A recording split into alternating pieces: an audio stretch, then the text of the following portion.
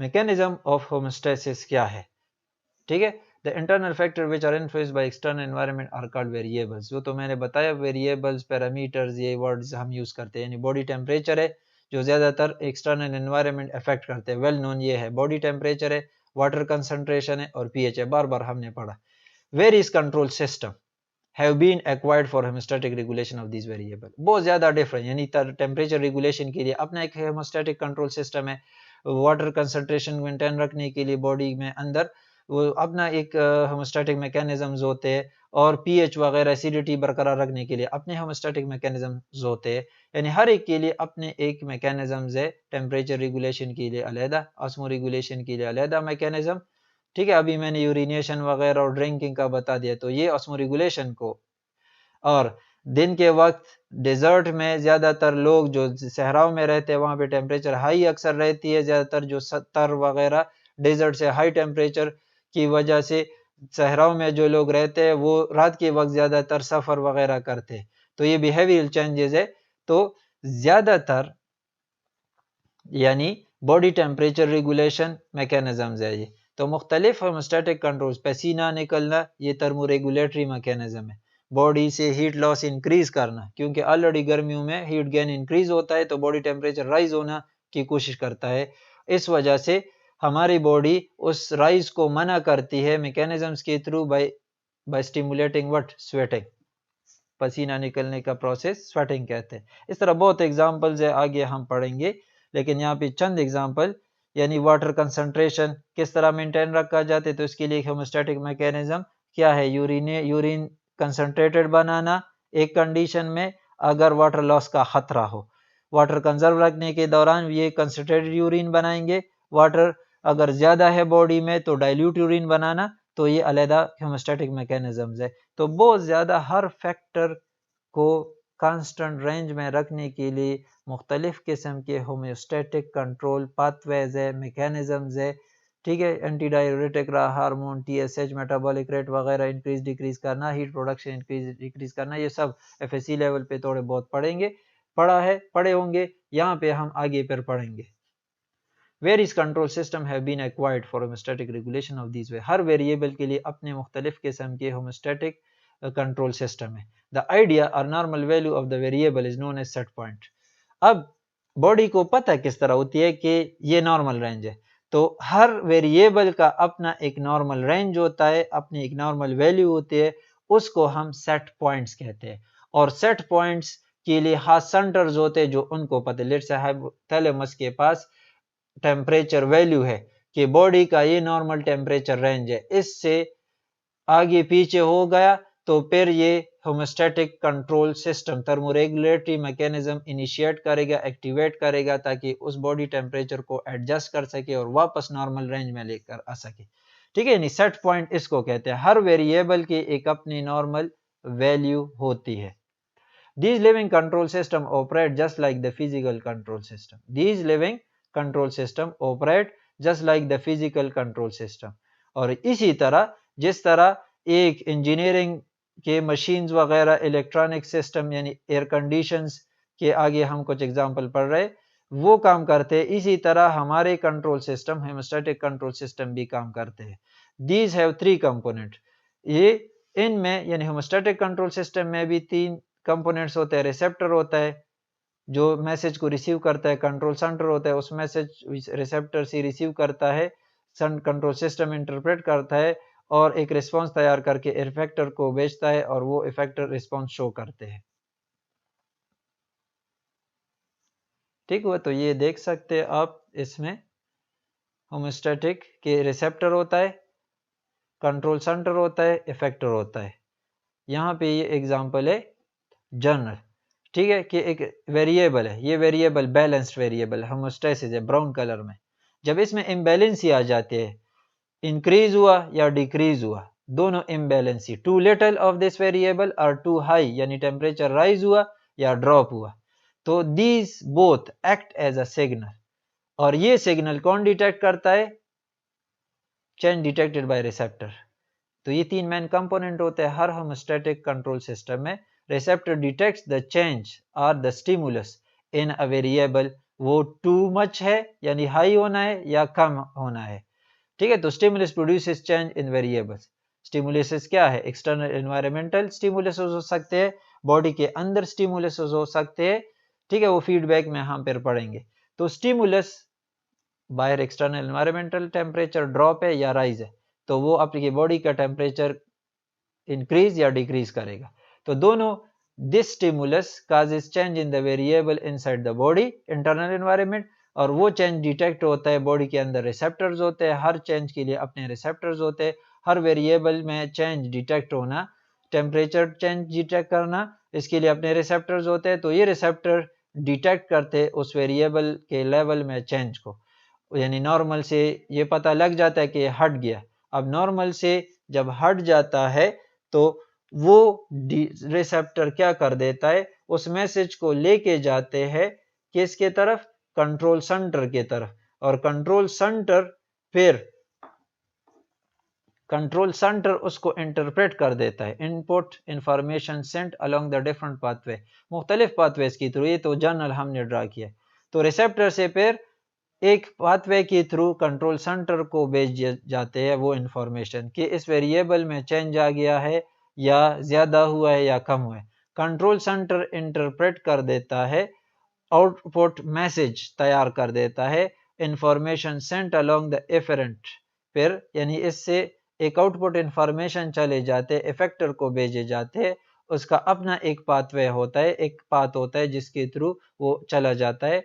Effector पर क्या कर देता है? It show response of the effector feedback to the influence magnitude of stimulus and returns variable to homeostasis. और effector पर जो भी करता है वो क्या कर देता है? वो इस ऐसे चेंजेस बॉडी में लेकर आता है कि उस वेरिएबल के लेवल को क्या कर देता है? नॉर्मलाइज। अगर वो बहुत कम है तो ज्यादा कर देता है, ऐसे मैकेनिज्म एक्टिवेट कर देता है factors. Then either raise the level from very low, अगर फर्स्ट स्टिमुलस वेरी लो था, या अगर टू हाई था तो the effector will start decrease और stop the production of the that variable, तो वो नॉर्मलाइज हो जाएगा, नॉर्मल तक आ जाएगा, कम हो जाएगा। ठीक है, तो क्लियर हुआ? तो ये जर्नल इस डायग्राम को कि रिसेप्टर रिसीव करता है मैसेज को, कंट्रोल सेंटर को भेजता है, कंट्रोल सेंटर एक आउटपुट मैसेज भेजता है इफेक्टर को, ताकि वो इफेक्टर इफेक्ट करे उस वेरिएबल के लेवल को, कम या ज्यादा करे जो भी स्टार्ट का स्टिमुलस था। अगर कम था कि वेरिएबल इंतहाई कम हुआ है, लेट्स से टेम्परेचर इंतहाई कम हुआ है, तो रिसेप्टर डिटेक्ट करेगा, कंट्रोल सेंटर को भेजेगा, कंट्रोल सेंटर इंटरप्रेट करेगा कि क्या हुआ है। तो कंट्रोल सेंटर को पता चलेगा कि टेम्परेचर बॉडी का बहुत ज्यादा ड्रॉप हुआ है, तो टेम्परेचर रेज करने के लिए फिर वो कंट्रोल सेंटर, लेट्स से इस केस में इफेक्टर कौन से होंगे? मसल्स होंगे, तो मसल्स को सिग्नल भेजेगा और उसको कंट्रैक्शन स्टार्ट करेगा इनवॉलंटरी, ताकि वो शाइवर करे। तो शाइवरिंग से क्या होगा? एटीपी यूज होंगे, हीट प्रोडक्शन होगा, तो बॉडी का टेम्परेचर क्या होगा? कम से वो ज्यादा हो जाएगा और नॉर्मल तक लेकर आएगा।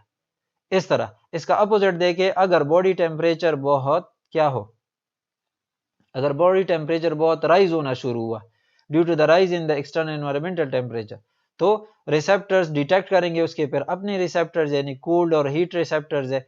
तो हाई टेम्परेचर सेंस कर दिया रिसेप्टर ने भेजा मैसेज कंट्रोल सेंटर को, कंट्रोल सेंटर इंटरप्रेट करेगा कि क्या हो रहा है, तो वो इंटरप्रेट करेगा कि बॉडी का टेम्परेचर राइज होना शुरू हुआ है, नॉर्मल से बाहर हो रहा है। तो कंट्रोल सेंटर एक ऐसे दूसरे पाथवे के थ्रू वो फिर क्या करेगा? सेम पाथवे नहीं होगा, टेम्परेचर ड्रॉप करने के लिए वो अलहदा मैकेनिज्म यूज करेगा, अलहदा पाथवे यूज करेगा।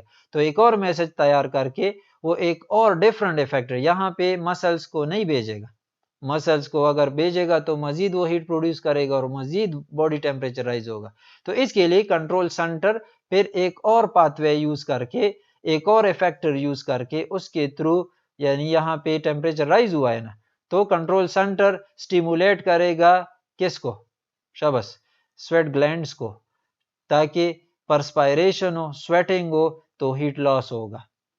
Is it clear? ये एक मैकेनिज्म मैंने आपको बताया। ठीक है, तो ये इस लिहाज से स्वेटिंग की वजह से इफेक्टर यानी स्वेट ग्लैंड्स है, तो स्वेट ग्लैंड्स परस्पायर करके, पसीना निकाल के, सिक्रीशन करके एवापोरेट हो जाएगी, हीट रिलीज होगा बॉडी से, तो बॉडी टेम्परेचर नॉर्मलाइज हो जाएगा, लो हो जाएगा। ये एक और इसमें भी आप देख सकते वही इम्बैलेंसेज है, ठीक है। Stimulus produces change in the variable, वो ज्यादा है या कम है, कम, यानी यहाँ पे लेवल, यानी ये ज्यादा हुआ तो इफेक्टर उसको क्या करेगा, वापस नॉर्मलाइज करेगा, कम करेगा।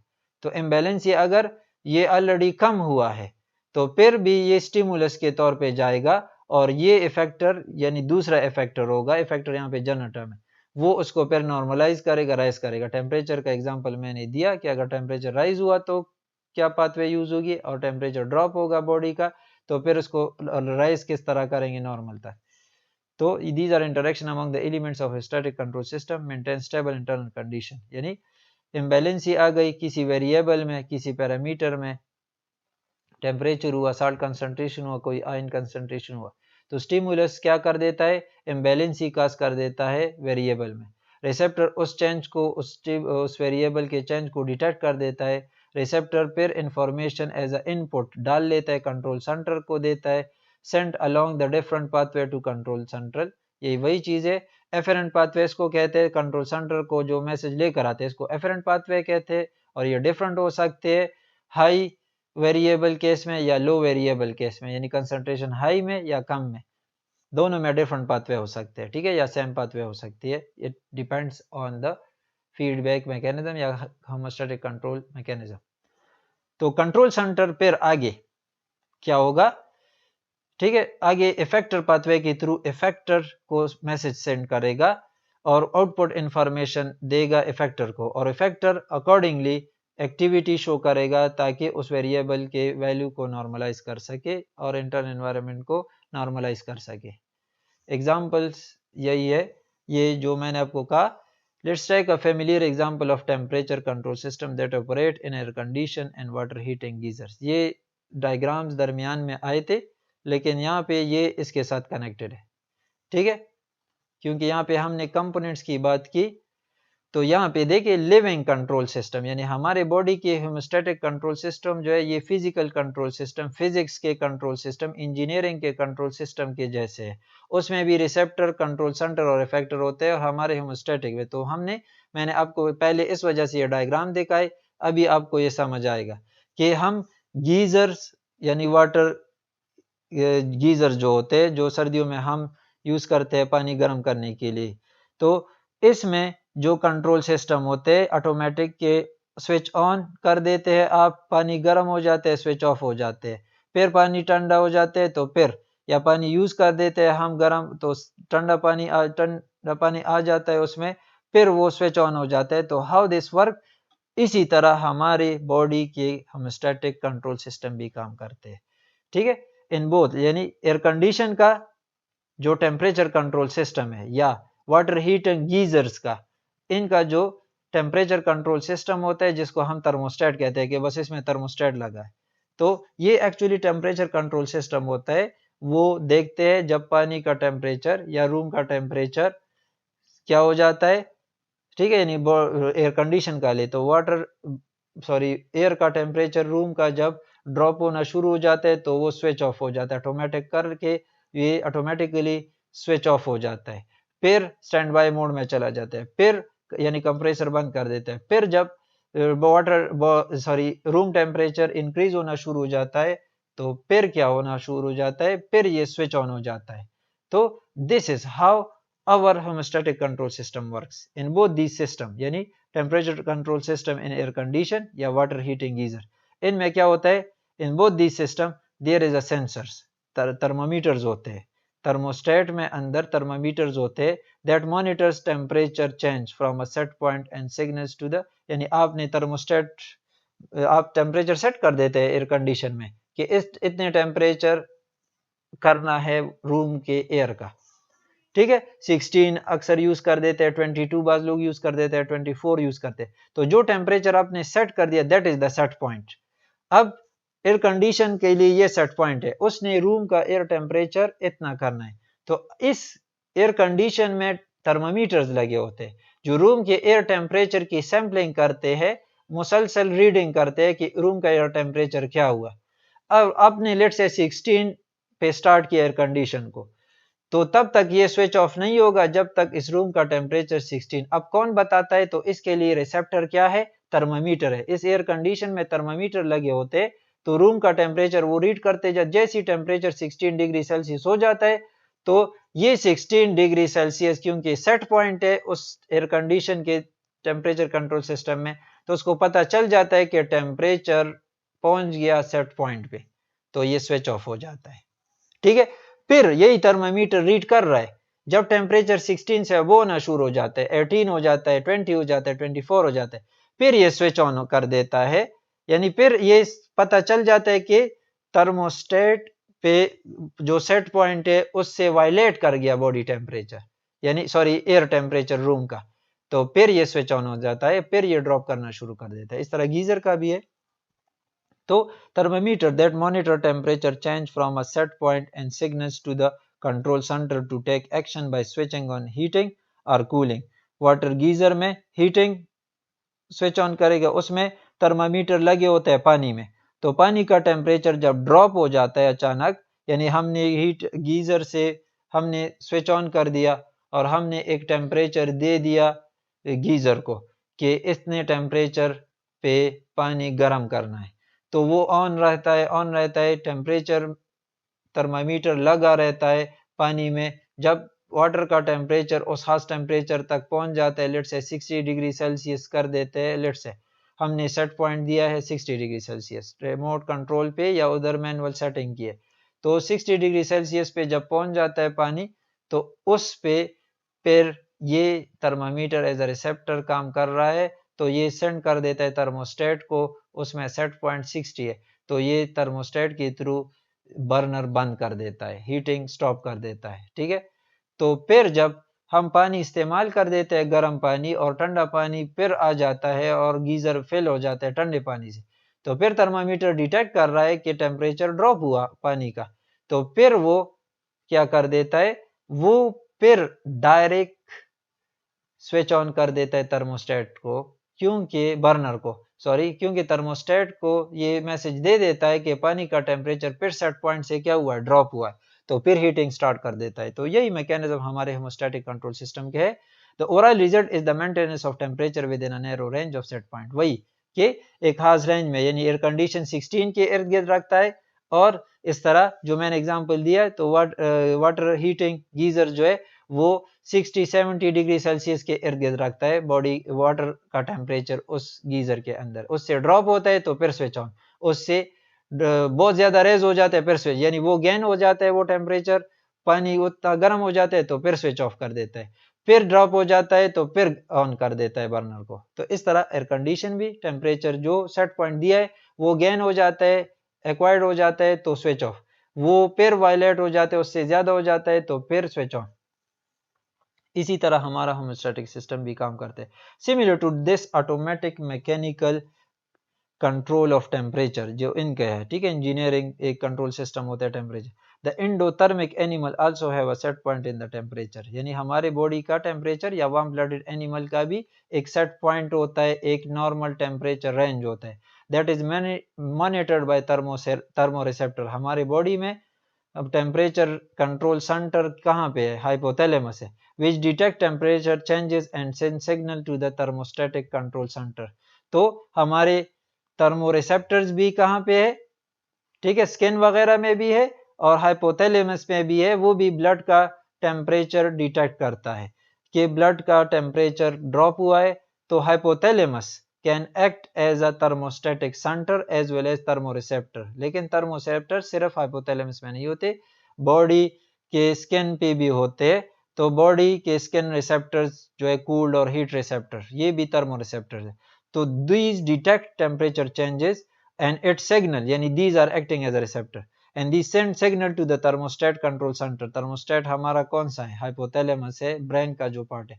the hypothalamus send appropriate message to the effector organs, यानी ऐसे केस में जिसमें बॉडी टेम्परेचर राइज होता है तो स्वेट ग्लैंड को सेंड करेगा ताकि वो एक्टिवेट हो जाए, पसीना बनाए, पसीना सिक्रीट करे ताकि हीट लॉस हो बॉडी से।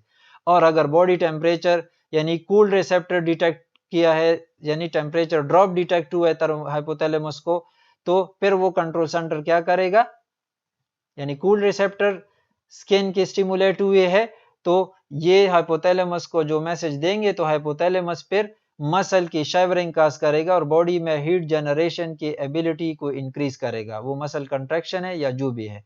या अगर हीट रिसेप्टर डिटेक्ट किए है यानी बॉडी के स्किन रिसेप्टर ने हाई टेम्परेचर डिटेक्ट किया, गर्मियों में जिस तरह डिटेक्ट करते हैं, तो ये मैसेज सेंड कर देते हैं थर्मोस्टेट को जो हाइपोथैलेमस है। हाइपोथैलेमस इस केस में इस केस में मसल को मैसेज सेंड नहीं करेगा, बल्कि इस केस में किसको सेंड करेगा, स्वेट ग्लैंड्स को एज ए इफेक्टर। यहाँ पे इफेक्टर स्वेट ग्लैंड्स है तो उसको स्टिमुलेट करके हीट लॉस इनिशिएट करेगा।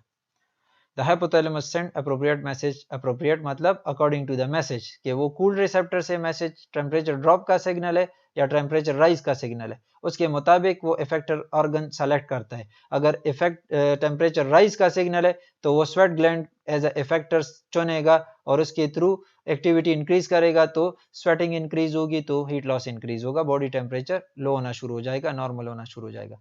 और अगर कूल रिसेप्टर ने मैसेज डिटेक्ट किया है, टेम्परेचर ड्रॉप का मैसेज डिटेक्ट हुआ है, हाइपोथैलेमस की बॉडी का टेम्परेचर ड्रॉप हो रहा है क्योंकि एक्स्ट्रा एनवायरमेंटल टेम्परेचर ड्रॉप हो रहा है, तो थर्मोस्टेट क्या करेगा, हाइपोथैलेमस सेंड करेगा मैसेज मसल्स को और उसके इनवॉलंटरी कंट्रैक्शन स्टार्ट करेगा, ठीक है, और हीट जनरेशन इनिशिएट करेगा।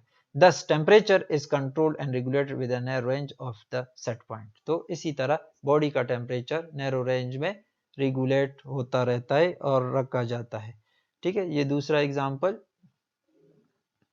आप खुद पर देखे, बार बार मैंने ये बता दिया, ठीक है। If body temperature climbs above, जब राइज होना शुरू हो जाता है 37.2 से अबव होना शुरू हो जाता है, heat loss is increase through the enhanced blood flow to the skin and increase sweating. Sweating भी इंक्रीज हो जाती है और वासोडाइलेशन करवा के स्किन के नज़दीक जो रगे है उसके थ्रू ब्लड फ्लो इंक्रीज की जाती है, ताकि वो स्किन के नज़दीक जब ज़्यादा ब्लड मूव करता रहेगा तो ज़्यादा हीट लॉस होगा बॉडी से, ठीक है, एज कम्पेयर टू अगर ब्लड ज़्यादा बॉडी के इंटरनल ब्लड वेसल्स में जो स्किन के नज़दीक नहीं है उसमें घूमता फिरता है तो फिर हीट लॉस कम होगा, ठीक है। तो blood vessels and sweats gland in the skin, ये इफेक्टर्स है, ठीक है। स्टिमुलस क्या है, बॉडी टेम्परेचर राइजेज अबव, तो वो एनवायरमेंटल टेम्परेचर चेंजेस की वजह से हो सकता है कि बॉडी का टेम्परेचर राइज होना शुरू हो जाता है। रिसेप्टर बॉडी टेम्परेचर सेंस कर देते हैं, जो हमारे स्किन के रिसेप्टर है, ठीक है, या कुछ और भी रिसेप्टर्स है, तो ये रिसेप्टर सेंड कर देते हैं कंट्रोल सेंटर को, कंट्रोल सेंटर इनिशिएट कर देता है, ये थर्मोरेगुलेटरी सेंटर है ब्रेन में, वो हाइपोथैलेमस है, ठीक है। तो हाइपोथैलेमस फिर इनिशिएट कर दे सेंड कमांड्स टू विच, इस केस में राइज इन टेम्परेचर के केस में मैंने आपको बताया स्वेट ग्लैंड्स को, और जो स्किन के नजदीक ब्लड वेसल है उसकी वासोडाइलेशन काज करके ब्लड फ्लो इंक्रीज करके वहां पे ब्लड फ्लो ज्यादा सर्कुलेट करेगी तो हीट लॉस ज्यादा होगा, ठीक है।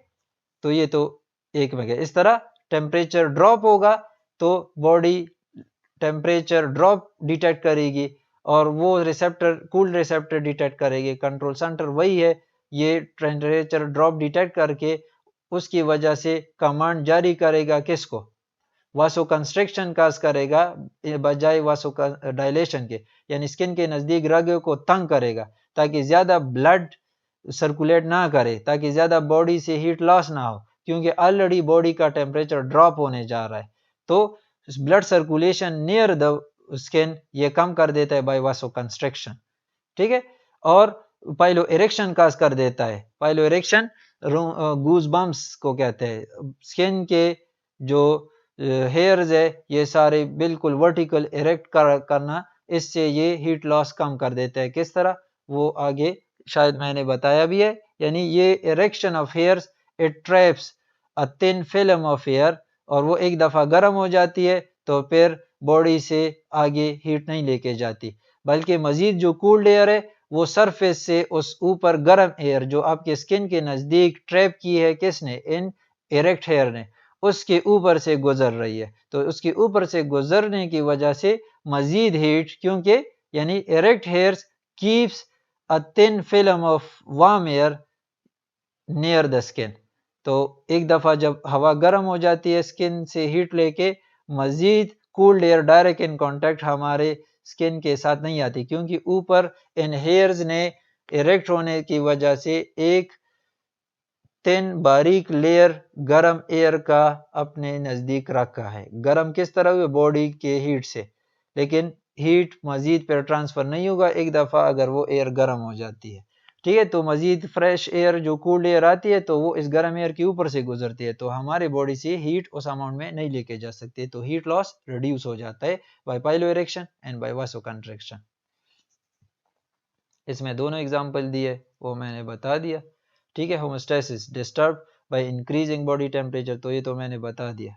ठीक है, ये दूसरा homeostasis disturb by decreasing body temperature 36.7 हुआ और इससे कम हुआ तो ये डिटेक्ट होगा बॉडी टेम्परेचर डिक्रीज। ठीक है, तो सेंसर्स होते हैं रिसेप्टर स्किन वगैरह में, हाइपोथैलेमस को, वो सेंड कमांड कर देता है blood vessels and sweat glands in the skin.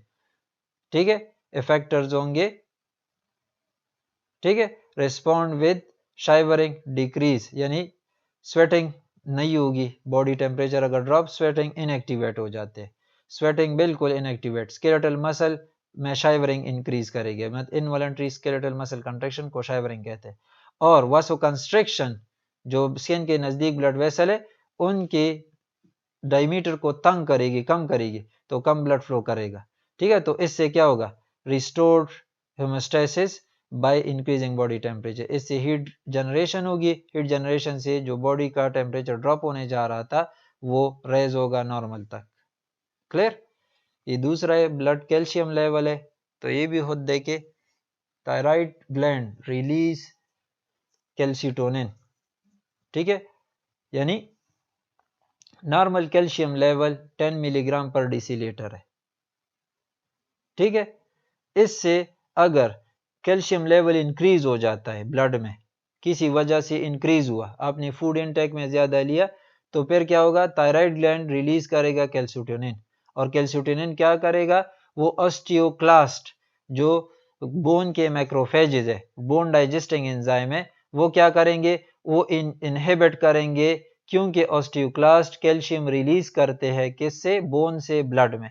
तो ऑस्टियोक्लास्ट की एक्टिविटी को इनहिबिट करके calcium reabsorption in the kidney decrease. दूसरा, कैल्सिटोनिन दो इफेक्ट करता है, एक इफेक्ट यह है कि वो बोन में ऑस्टियोक्लास्ट की एक्टिविटी को कम कर देता है, तो बोन से जो कैल्शियम रिलीज हो रहा है ब्लड में वो रुक जाता है। दूसरा, वो क्या कर दे? किडनी में कैल्शियम की रीअब्जॉर्प्शन डिक्रीज कर देता है, क्योंकि ऑलरेडी ब्लड में ज्यादा है, तो अगर ब्लड में कैल्शियम ऑलरेडी ज्यादा है तो मजीद रीअब्जॉर्ब करने की जरूरत नहीं है, बल्कि खारिज करने की जरूरत है। तो किडनी में कैल्शियम की रीअब्जॉर्प्शन को कम कर देता है, डिक्रीज कर देता है, तो calcitonin will release during the increase in the calcium level of the blood. जब ब्लड में कैल्शियम लेवल इंक्रीज होगा तो थायराइड ग्लैंड से ये स्टिमुलेट कर, यानी थायराइड ग्लैंड के सेल्स डिटेक्ट कर देते हैं इस हाई लेवल ऑफ कैल्शियम को, और वो कैल्सिटोनिन को रिलीज कर देते हैं। कैल्सिटोनिन क्या? ऑस्टियोक्लास्ट की एक्टिविटी डिक्रीज कर देता है और कैल्शियम रीअब्जॉर्प्शन डिक्रीज कर देता है किडनी के थ्रू, तो कैल्शियम लेवल नॉर्मलाइज हो जाएगा इन the blood decreases, automatically reabsorption नहीं होती, और बोन से ऑस्टियोक्लास्ट के थ्रू कैल्शियम ऐड नहीं हो रहा, तो ऑटोमेटिकली क्या होगा? Automatically the blood level of calcium decreases. इस तरह अगर ब्लड कैल्शियम लेवल डिक्रीज हो जाता है, calcium in the blood level, ठीक है, डिक्रीजेस फ्रॉम नॉर्मल -10 मिलीग्राम पर डेसीलीटर, तो फिर क्या होगा? पैराथायराइड ग्लैंड स्टिमुलेट हो जाते हैं और वो पीटीएच पैराथायराइड हार्मोन सीक्रेट करते हैं, osteoclast release calcium from bone. ठीक है, तो ये पैराथायराइड उसके अपोजिट ये ऑस्टियोक्लास्ट की एक्टिविटी इंक्रीज कर देता है, तो ऑस्टियोक्लास्ट लग जाता है, बोन को खाना शुरू कर देता है और उससे कैल्शियम रिलीज कर देता है, ब्लड में रिलीज करना शुरू कर देता है। दूसरा, calcium is reabsorbed from kidney में कैल्शियम की रीअब्सॉर्प्शन की एबिलिटी को इंक्रीज कर देता है। तीसरा, calcium absorption in the small intestine increases via vitamin D synthesis. और इसके अलावा पैराथायराइड हार्मोन जो है ये तीन एक्टिविटी, एक बोन से कैल्शियम मोबिलाइज कर देता है through increasing osteoclast activity, second calcium reabsorption increase कर देता है किडनी के थ्रू, तो तीसरा कैल्शियम एब्जॉर्प्शन इंक्रीज कर देता है डाइजेस्टिव सिस्टम के थ्रू। ठीक, तो इससे क्या होगा? ब्लड के कैल्शियम लेवल इंक्रीज होगा ना, ठीक है, इंक्रीज होगा, क्योंकि ये सारे ऐड कर रहे हैं ब्लड में कैल्शियम, या ये दो ब्लड बॉडी से किडनी के थ्रू कैल्शियम लॉस को कम कर रहा है, और ये दो जो है ऑस्टियोक्लास्ट और ये they are adding calcium through these two ways, तो calcium level in the blood increases और वो नॉर्मलाइज हो जाएगा। ठीक है, तो this is all about homeostasis. ठीक है, इसमें कुछ ये फैक्टर्स है जो अफेक्ट करते हैं physiological response of an animal to an environmental change. ये बहुत आसान है। ठीक है, factors that affect nature of physiological response to environmental changes. वो कौन से फैक्टर है जो एनिमल के फिजियोलॉजिकल रिस्पॉन्स के टाइप को अफेक्ट करते हैं। ठीक है, एनवायरमेंटल चेंज को, यानी एक खास एनवायरमेंटल चेंज को एक एनिमल क्या रिस्पॉन्स शो करता है, उसका नेचर, उस रिस्पॉन्स का नेचर डिफरेंट फैक्टर्स पे डिपेंड करता है। वो यहाँ पे हम डिस्कस करेंगे। The nature of the physiological response to an environmental change depend on many factor. बहुत ज्यादा फैक्टर्स है इसमें। फर्स्ट तो दो कैटेगरी है। Short term challenges can often B dealt with using existing physiological system. दो किस्म के चैलेंजेस होते हैं, long term and short term challenges, यानी एनवायरनमेंट में लॉन्ग टर्म चेंज या शॉर्ट टर्म चेंज। एनवायरनमेंट में लॉन्ग टर्म चेंज या short term change. Long term ये कि 6 मंथ के लिए टेम्परेचर बहुत कम हुआ, तो ऐसे एनवायरमेंटल चेंज को, ऐसे फैक्टर यानी ऐसे एनवायरमेंटल फैक्टर चेंजेस को जो लॉन्ग टर्म के लिए हो, उसको हैंडल करने के लिए एक स्ट्रेटेजी यूज करते हैं एनिमल्स। और जो शॉर्ट टर्म चेंजेस होते हैं, एनवायरमेंटल फैक्टर चेंजेस होते हैं या बॉडी फैक्टर चेंजेस होते हैं जो बॉडी को इफेक्ट करते हैं, उसके लिए दूसरी स्ट्रेटेजी यूज करते हैं। तो short term challenges of environment can often B dealt, वो डील करते हैं, हैंडल करते हैं animal with existing physiological system, जो ऑलरेडी मौजूद फिजियोलॉजिकल सिस्टम में, उसमें थोड़ा सा रद्द-बदल टेम्पररी करवा के जो शॉर्ट टर्म चैलेंज आ गया उस एनिमल को वो हैंडल कर देते हैं। तो इसमें एग्जांपल है, let's say when a dog is too hot, वो अचानक गर्म हुआ। ठीक है, it can move to a cooler location. अचानक बॉडी के टेम्परेचर राइज हुए किसी भी वजह से, गर्मी की वजह से, या उसने दौड़ लगा दिया, तो बॉडी टू हॉट हुई, उसके उसके पास उसके लिए अब ये एक शॉर्ट टर्म मसला हुआ है कि टेम्पररी बॉडी टेम्परेचर राइज हुआ। तो इसको कम करने के लिए उसके पास क्या है, it can move to a cooler location. एक जगह पे साइड पे धूप से हट के एक साए में, एक बिल्डिंग के पीछे या एक ट्री के नीचे बैठ सकता है, कूलर रीजन में बैठ सकता है, ताकि बॉडी का टेम्परेचर कम हो जाए, क्योंकि हीट गेन ज्यादा ना हो। अगर धूप में खड़ा है तो इसका बॉडी टेम्परेचर मजीद राइज होगा। तो एक शॉर्ट टर्म स्ट्रेटेजी इसके पास क्या है कि कूलर रीजन में चला जाए, कूलर प्लेस हैबिटाट पे चला जाए, या पेंटिंग करे। पेंटिंग किसे कहते हैं, कुत्तों को आपने देखा है जब वो बहुत, ये गर्मियों में आपने देखा होगा कि वो जुबान उनकी बाहर होती है और बहुत रैपिडली बाहर अंदर करते हैं और बहुत सेल्वा सीक्रेट करते हैं। इस बिहेवियर को पेंटिंग कहते हैं। इसके थ्रू ये हीट लॉस करते हैं, एक्चुअली हीट लॉस इंक्रीज कर देते हैं। ठीक है, तो when a dog is too hot it can move to a cooler location or it can undergo panting to shed heat in its breath. Breathing के through, यानी हवा निकालते हैं तो इसका जो टंग होता है वो वेट होता है, तो उससे एवापोरेशन होती है सेल्वा की, तो हीट लॉस इंक्रीज कर देते हैं ब्रीथिंग के थ्रू। ये these are effective short term behavioural and physiological approaches to reduce. Behaviour ये है कि कूलर रीजन में चला गया, कहीं धूप से हट के किसी साए में या छांव में बैठ गया, ट्री के नीचे बैठ गया, ठीक है, धूप से हटा दिया अपने आप को, तो ये बिहेवियरल चेंजेस है, ये शॉर्ट टर्म है ना। ठीक है, ये अर्जी है। फिजियोलॉजिकल अप्रोच यही है कि ये पेंटिंग, ये इसका फिजियोलॉजिकल अप्रोच है।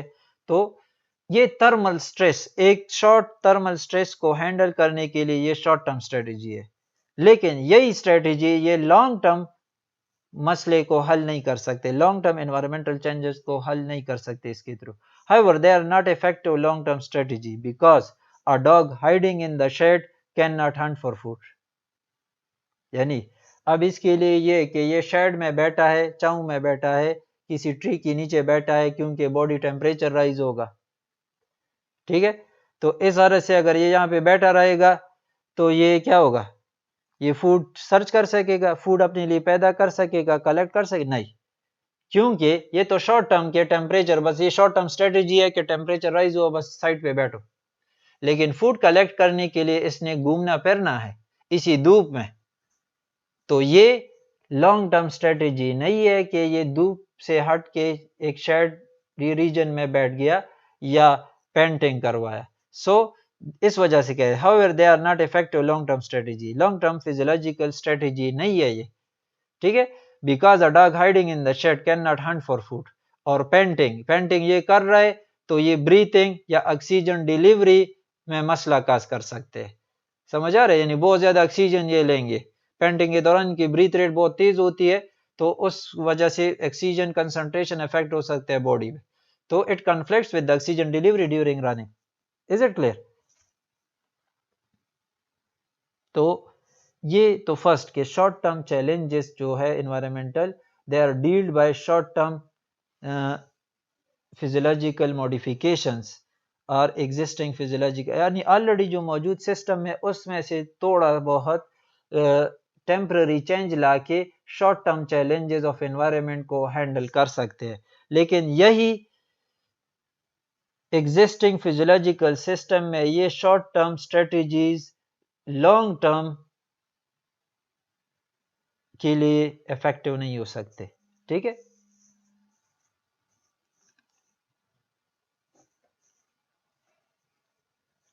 क्लियर हुआ?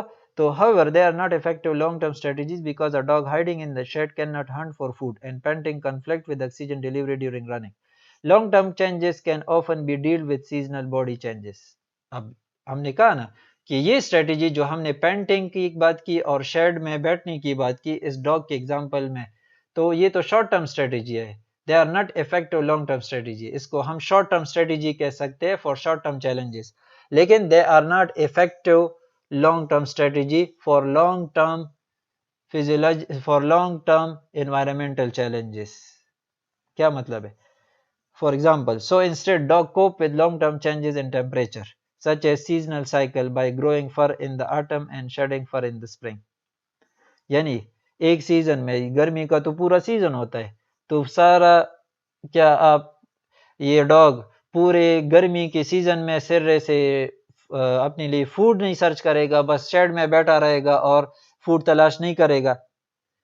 तो इस वजह से उसको हम कहते हैं कि शेड में बैठना और पेंटिंग करना ये शॉर्ट टर्म स्ट्रेटेजी है ओवर हीटिंग से बचने के लिए।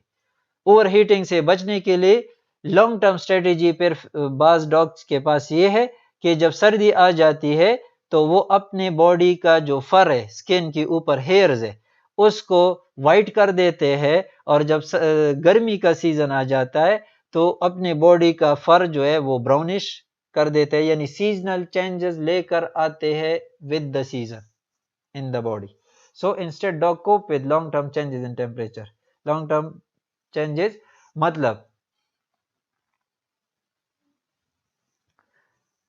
क्या है कि सीजनल साइकिल्स के साथ जिस तरह सीजन में चेंजेस आते हैं तो सीजन टू सीजन ये अपने बॉडी के जो मेन फर है उसमें भी चेंजेस लेकर आते हैं। Let's say long term changes in the temperature such as seasonal cycle by growing fur in the autumn. Autumn सर्दियों से पहले आता है, तो जब ऑटम हज़ां का मौसम आना शुरू हो जाता है तो बाज जो डॉग्स है, वोल्व्स है, वो क्या कर देते हैं, वो बहुत ज्यादा बड़े बड़े हेयर्स वाला अपना एक स्किन, एक फर बना देते हैं, डेवलप ग्रो करना शुरू कर देते हैं। तो सर्दी जब पीक पे पहुंचती है तो इनके स्किन के इर्द गिर्द बहुत ज्यादा एक कंबल की तरह हेवी हेयर्स वाला, डेंस हेयर वाला एक फर, एक कोटिंग होता है, ठीक है।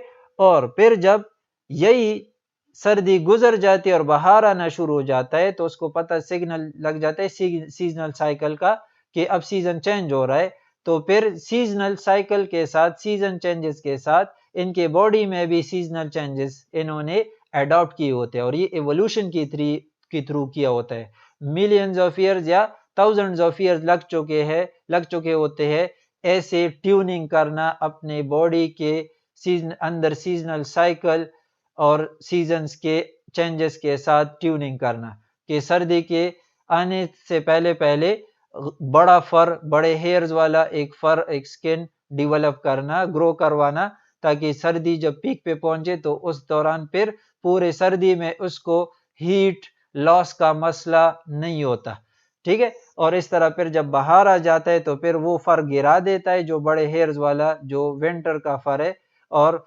नया एक सिंपल फर क्या कर देता है, बना देता है। तो इस वजह से यानी बाज वोल्स, बाज डॉग्स और बाज ऐसे कुछ और एनिमल है, ब्राउन और कलर छोड़े, ठीक है, कलर अलहदा बात है, वो तो प्रोटेक्शन की बात है।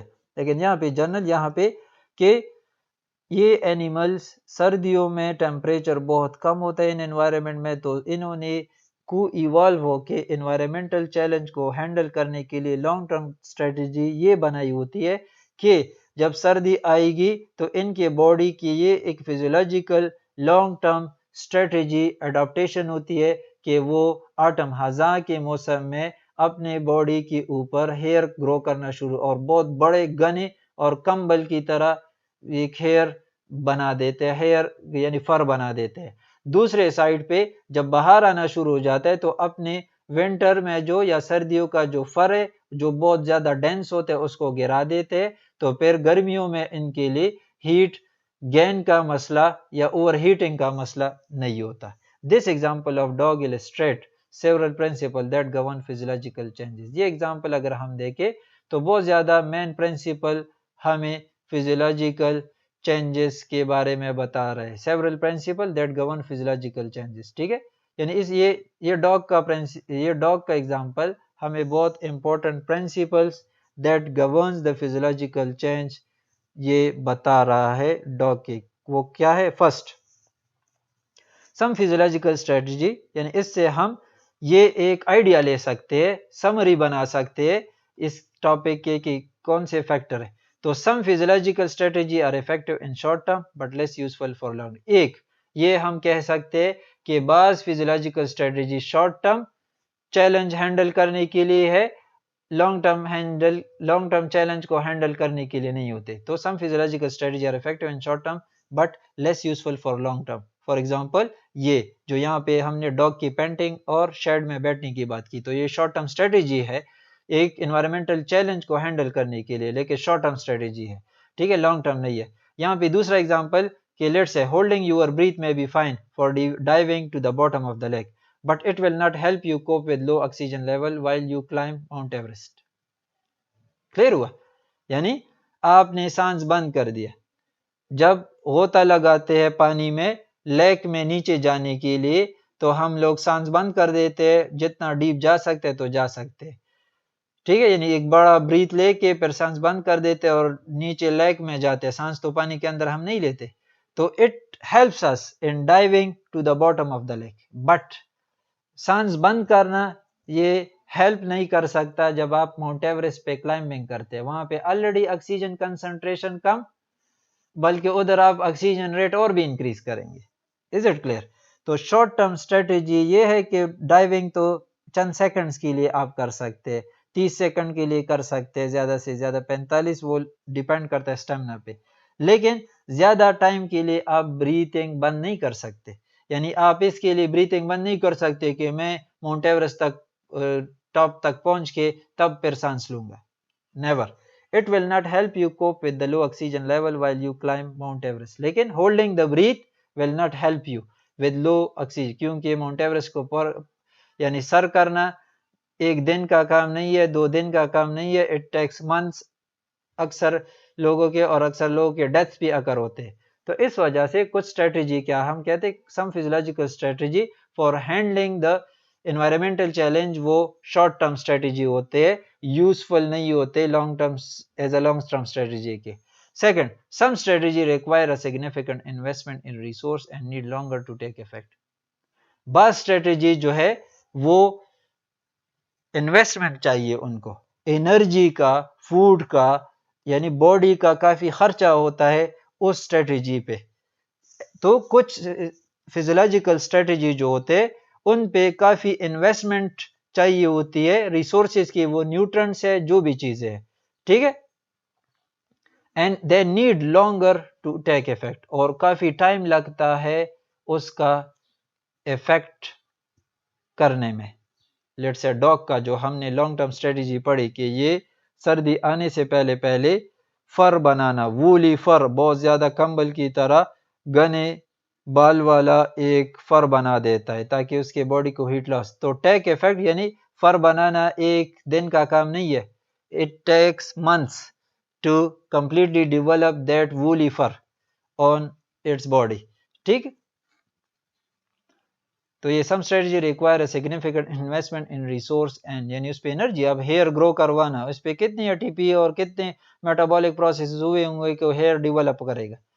Hair growth for instance is relatively slow process that require metabolic energy. हमारे हेयर है या वो डॉग का जो हेयर डेवलपमेंट है और अपना एक फर घने हेयर का या बालों का बना देता है, तो हेयर डेवलपमेंट के पीछे काफी प्रोटीन चाहिए, केराटिन प्रोटीन बनाएंगे, तो इस वजह से कह रहा है। ठीक है, some strategy require significant investment in resource and need longer to take effect. Third, some stressor मतलब environmental stressor are sufficiently predictable that animal remodel physical, यानी some environmental stresses or challenges, वो इतने काफी हद तक प्रिडिक्टेबल होते हैं कि एनिमल अपनी फिजियोलॉजी को उसके मुताबिक क्या कर देता है, उस स्ट्रेस के मुताबिक अपनी फिजियोलॉजी को एक प्रिडिक्टेबल साइकिल्स में कन्वर्ट कर देते हैं। ठीक है, third, some stressors are sufficiently predictable, बाज चेंजेस, बाज एनवायरमेंटल चेंजेस ऐसे रूटीन के साथ होते हैं, ऐसे रिदम के साथ होते हैं कि वो साइक्लिकल चेंजेस होते हैं, यानी दिन डेली चेंजेस जो है, डेली रूटीन में चेंजेस, कुछ फैक्टर्स में आना, एनवायरमेंटल फैक्टर्स में चेंजेस आना, तो ये प्रिडिक्टेबल बन जाते हैं। तो एनिमल इनके मुताबिक अपने कुछ फिजियोलॉजिकल साइकिल्स अंदर बना देते हैं कि दिन के वक्त एक फिजियोलॉजी, रात के वक्त दूसरी फिजियोलॉजी। जिस तरह हम सो रहे होते हैं तो एक फिजियोलॉजी, और जब जाग रहे होते हैं दिन के वक्त दूसरी किस्म की फिजियोलॉजी, इस तरह। तो ये इसमें example, many physiological process change daily showing a circadian rhythm, ये तो आप जानते हैं। ठीक है, सर्कैडियन रिदम किसे कहते हैं, जो डेली चेंजेस होते हैं। सर्कैनुअल रिदम जो सीजनल चेंजेस होते हैं या पर ईयर चेंजेस होते हैं। Some changes are seasonal such as the growth and shedding of fur. ठीक है, कुछ चेंजेस जो है वो क्या होते हैं, सीजनल होते हैं। ये जो हमने बात की डॉग में कि ग्रोथ ऑफ फर एंड फिर शेडिंग ऑफ फर, स्प्रिंग में शेड करवाना, गिराना, और ऑटम में ग्रो करवाना, नया निकालना। Other pattern such as human reproductive cycles are also what are link to the lunar cycle. ठीक है, 28 डेज का मेंस्ट्रुअल साइकिल होता है, ठीक है, फीमेल में। तो ये लूनर साइकिल 28-29 डेज का लूनर साइकिल भी होता है या 30 डेज का, तो it is link to the lunar cycle, यानी उसी के मुताबिक ये साइकिल रिपीट होता है। In some cases, cyclical physiological changes proceed without any environmental input, but generally they arise in response to specific environmental signals, that is signs such as temperature or photoperiod.